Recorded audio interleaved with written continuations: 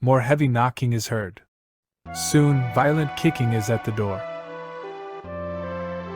Please go now. If they catch you, you will certainly be executed. Tara makes her way through the back door and sees that she is on top of the scaffolding that Arvis described. She sees it end at a cliff that has a cave mouth.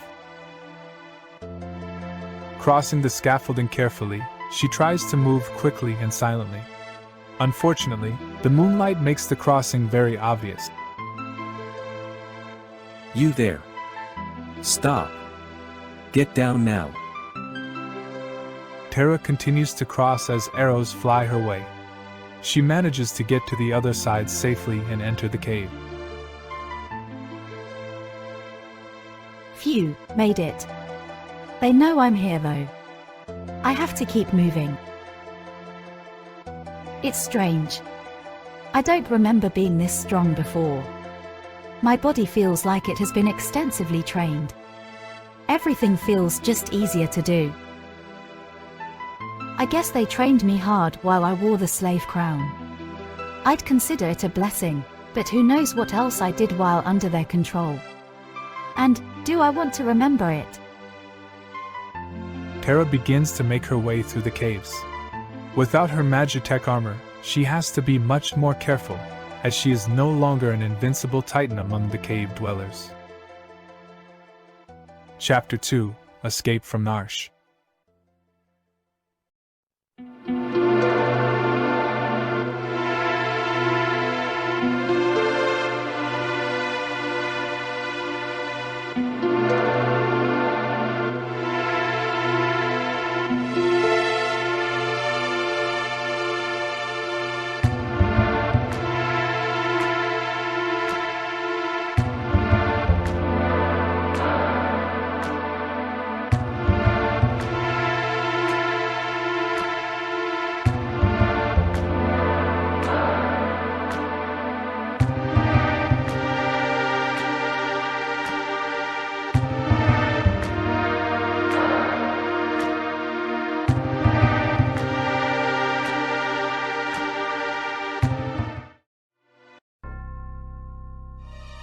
As the guards encircle Tara, the ground starts to shake. The ground then collapses and Tara falls through. She falls nearly 50 feet before hitting the ground hard. Tara slowly tries to get to her feet, but all she can see is a blur of colors. It took her a few moments to realize that, during the fall, she banged her head and a trickle of blood seeps from her hair. She tries to take a few steps, but soon finds herself falling to her knees before losing consciousness.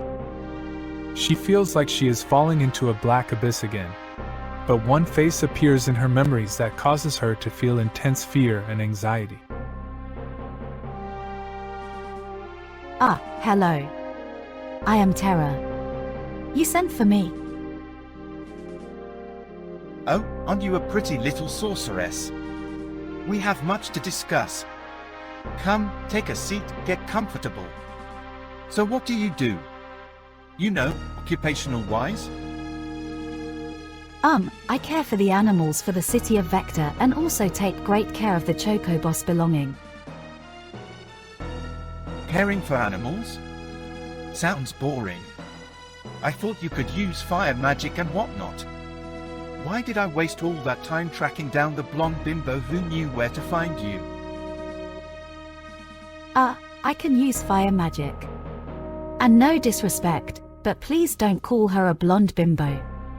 She is very special to me. We're like sisters. So you can use fire magic? Well, demonstrate. Here's a napkin on the table. Incinerate it. Tara hesitates for a bit as Kefka stares at her. She slowly puts forward her hand over the napkin, and it slowly ignites and burns. Ah, fire. It's beautiful. You truly have a wonderful and beautiful gift, little sorceress. So I'll jump right to it then. I want you to be part of my Black Ops forces. The delightful fire powers you have can certainly strike fear into our enemies. What? No, I'm not interested in anything like that. But if you're looking for someone very qualified, I can recommend. Come on, how I wish I had the gift myself. Slow roasting my enemies, hearing their dying screams of agony as their flesh slowly and painfully chars until their life force is finally extinguished. Tara has a look of shock from that comment and shakes her head. No, sir. I never ever want to use my power to do anything like that to anyone. Are you sure? Just think, with my strategy and your gift, we can set this world on fire, baby. By the time we're done, our enemies will fear lighting a campfire to keep themselves warm. This is not for me. I'm sorry, in fact, no, I am not sorry. I could never even imagine using my power to bring such pain and suffering. Oh, you no fun at all. What a waste of such beautiful gifts that can crank out the screams only third-degree burns can make. Kefka then extends his hand out to Tara as if to shake her hand. Shame I could not convince you to join with my charm and my incredibly good looks. It is quite the pleasure to be in your presence, little sorceress. Tara grabs his hand to shake it. Oh, what question? You don't happen to be wearing a rubber suit or rubber storm boots or anything like that, right? No. No, I am not. What kind of question is that? Just wanted to make sure that what comes next will hurt you a lot. Wait, what are you? Kefka pins her against the wall and covers her mouth with his other hand. Lightning can be seen flowing through Kefka's arms. Tara shakes violently as lightning passes through her body, her screams muffled by Kefka's hand over her mouth. The 10 seconds of being shocked seemed like an eternity.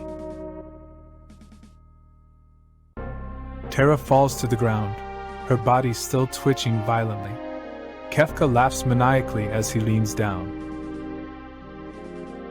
I think fire is better, but how I do love what lightning can do. The muscle spasms. The violent and uncontrollable jerks and twists of one's body when lightning flows like a river into the bloodstream. In case you didn't know, I am infused with lightning magic. Kind of like Zeus, but with a lot more style.